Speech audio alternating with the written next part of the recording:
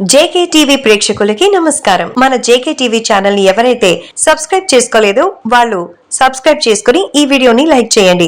జలుబుకి మందు ఎందుకు కనుక్కోలేకపోయారు? జలుబు రైనో వైరస్ అనే బ్యాక్టీరియా ద్వారా సోకుతుంది. ఇందులో దాదాపు 200 వైరస్లు ఉంటాయి. మనకు అప్పుడప్పుడు జలుబు చేస్తుంది. జలుబు మాత్రం ఇప్పటి వరకు మందు కనుగొనలేదు. దీంతో జలుబు వచ్చిందంటే దానంతట అదే పోవాలి. ఇంతకీ చాలా మంది జలుబు మందు కనుక్కోవాలని చూసినా కుదరలేదు. అన్ని రోగాలకి మందులున్నా ఒక్క దీనికి మాత్రం లేకపోవడం గమనార్హం. జలుబు చేస్తే మనం మందులు వాడాల్సిన పని లేదు, దానంతట అదే నయమవుతుంది. చాలా మంది ఆవిరి పడతారు. జలుబుకి ముందు అసలు మంది ఎందుకు కనుక్కోలేకపోయారు? జలుబు మరి రైనో వైరస్ వల్ల కలుగుతుందన్న సంగతి తెలిసిందే.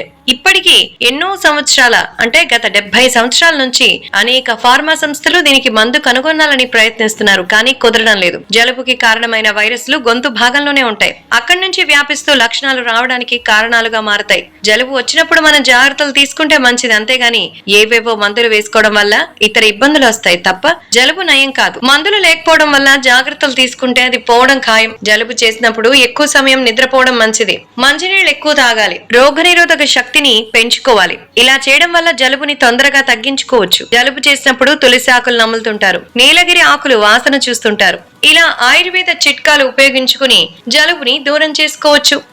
Hi guys, subscribe to JKTV. Subscribe to JKTV. Please subscribe to JKTV. Subscribe to JKTV. Hi అందరికీ నమస్కారం. Please subscribe JKTV. అందరికీ నమస్కారం. Please like, share and subscribe JKTV.